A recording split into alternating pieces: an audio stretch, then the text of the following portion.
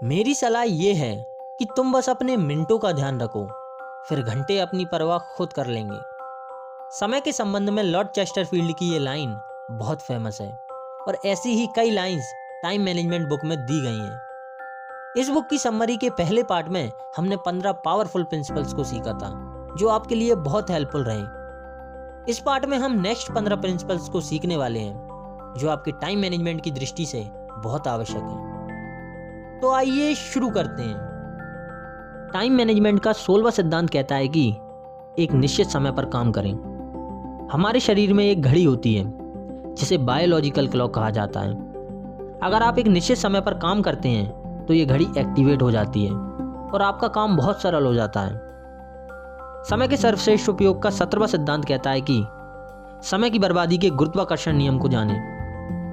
जब भी आप कोई जरूरी काम करना शुरू करते हैं वैसे ही बाधाओं की गुरुत्वाकर्षण शक्ति सक्रिय हो जाती है। जैसे किसी का फोन आ जाएगा, कोई आपसे मिलने चला आएगा, बच्चे आपसे होमवर्क करवाएंगे, घर वाले आपको बाजार भेज देंगे और ऐसे ही कई कारण हो सकते हैं। तो इन मामलों में आप पहले से ही सतर्क रहें। टाइम मैनेजमेंट का 18वां सिद्धांत है कि न्यूटन की गति के पहले नियम का लाभ लें। अब न्यूटन का नियम कहता है कि जो चीज जिस अवस्था में है उसी अवस्था में रहेगी जब तक कि उस पर कोई भारी बल का प्रयोग न किया जाए। अब आपकी लाइफ में यह भारी बल कहां से आएगा? या तो कोई और अपने फायदे के लिए आप में चाबी भरेगा या आप खुद अपने काम के प्रति अनुशासित हो जाएं। भाई, पढ़ाई करने के लिए तो घर वालों की चप्पल से मोटिवेशन मिल जाता है, लेकिन आप जो करना चाहते हैं उसके लिए आपको सेल्फ मोटिवेटेड रहना होगा। टाइम मैनेजमेंट बुक का 19वां सिद्धांत कहता है कि यह महत्वपूर्ण नहीं है कि आपने कितने समय काम किया, महत्वपूर्ण तो परिणाम है। अगर आपके पड़ोसी के मकान को बनने में 25 साल लगते हैं तो क्या वो 22 साल में बनने वाले ताजमहल से सुंदर होगा? बिल्कुल नहीं, क्योंकि किसी काम को करने में कितना समय लगा ये महत्वपूर्ण नहीं है। दुनिया के लिए सबसे महत्वपूर्ण चीज है परिणाम। 20वां सिद्धांत कहता है कि तय करें कि कौन सा काम कब करना है।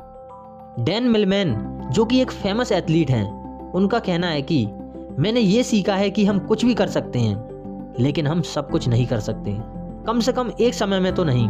इसलिए प्राथमिकताओं के बारे में सोचते समय आपका ध्यान इस बात पर केंद्रित नहीं होना चाहिए कि आप कौन से काम करते हैं, बल्कि इस बात पर होना चाहिए कि आप उन्हें कब करते हैं। टाइमिंग ही सबसे महत्वपूर्ण चीज है। समय के सर्वश्रेष्ठ उपयोग का 21वां सिद्धांत कहता है कि सुबह जल्दी उठें। टाइम मैनेजमेंट और एक अच्छे स्वास्थ्य के लिए सुबह जल्दी उठना आपके लिए बहुत फायदेमंद है। सुबह के 1 घंटे का काम आपके दिन के कई घंटे बचा सकता है। नेक्स्ट प्रिंसिपल कहता है कि 1 घंटा व्यायाम करें।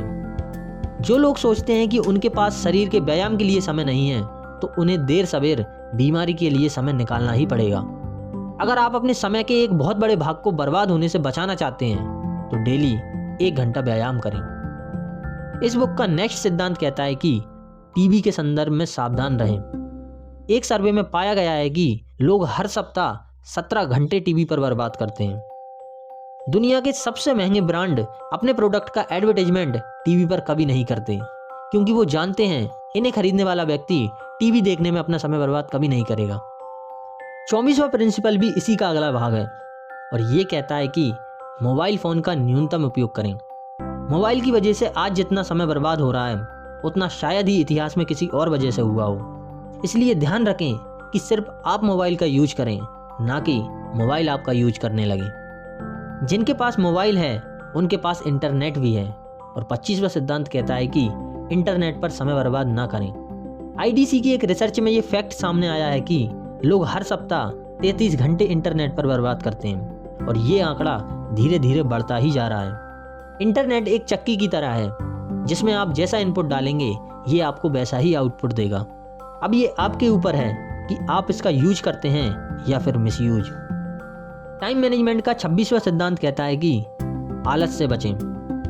बेंजामिन फ्रैंकलिन की ये लाइन हमेशा याद रखें। आलस वह मृत सागर है जो सभी सद्गुणों को लीन लेता है, इसलिए जितना हो सके इससे बचकर रहें। नेक्स्ट प्रिंसिपल कहता है कि टालम टोल ना करें। अब आप जितना आलस करेंगे उतना ही टालम टोल भी करेंगे। कुछ लोगों के पास हजारों कारण होते हैं कि भी अपना काम क्यों नहीं कर सकते, जबकि उन्हें तो बस एक कारण की जरूरत होती है कि वे उस काम को क्यों कर सकते हैं। नेक्स्ट प्रिंसिपल कहता है कि अगले दिन की योजना बनाकर अवचेतन मन की शक्ति का लाभ लें। कई बार रात को बहुत सोचने पर भी किसी सवाल का जवाब याद नहीं आता, लेकिन सुबह होते ही अपने आप जवाब याद आ जाता है, और ऐसा मेरे साथ कई बार हो चुका है। ये सब अवचेतन मन की शक्ति के कारण होता है। अगर आप हर रात अपने अगले दिन की योजना बनाते हैं तो आप अपने अवचेतन मन की शक्ति का भरपूर लाभ ले सकते हैं। 29वें प्रिंसिपल के अनुसार बुरी लतों से बचें। बुरी लतें ना सिर्फ आपका स्वास्थ्य खराब करती हैं, बल्कि आपका ढेर सारा समय भी खराब कर देती हैं। एक अनुमान के अनुसार युवा वर्ग एक सिगरेट को पीने में लगभग आधे घंटे का समय बर्बाद करते हैं। सिगरेट पीने में सिर्फ 5 मिनट लगते हैं, लेकिन इसकी जुगाड़ करने में और इसका माहौल बनाने में बाकी का समय लग जाता है। ऐसी ही कई बुरी लतें हैं जो आपको बर्बाद करती हैं, इसलिए जितना हो सके बुरी लतों से हमेशा दूर रहें। इस बुक का 30वां सिद्धांत जो आपके लिए सबसे ज़्यादा जरूरी है, और ये कहता है कि सापेक्षता के नियम को समझें। एल्बर्ट आइंस्टीन के अनुसार किसी सुंदर युवती से रोमांटिक बातें करते समय 1 घंटा 1 सेकंड की तरह लगता है, जबकि सुर्ख अंगार पर 1 सेकंड बैठना भी 1 घंटे की तरह लगता है, और यही सापेक्षता है। काम वही है, बस आपका नजरिया अलग है। आप भी इस नियम का यूज करके अपने काम को दिलचस्प बना सकते हैं और अपने समय का सबसे बेहतरीन यूज कर सकते हैं। टाइम मैनेजमेंट के ऊपर डॉक्टर सुधीर दीक्षित की ये one of the best book है। तो शेयर करो ये वीडियो अपने उन दोस्तों के साथ जो हमेशा टाइम का रोना रोते हैं, और कमेंट करके जरूर बताना कि नेक्स्ट वीडियो में आप किस बुक की समरी देखना चाहते हैं। अगर आपने इस बुक का फर्स्ट पार्ट नहीं देखा है तो लेफ्ट वाली वीडियो पर क्लिक करो, नहीं तो राइट वाली प्लेलिस्ट आपके बड़े काम की है। और हाँ, वीडियो को लाइक जरूर कर देना।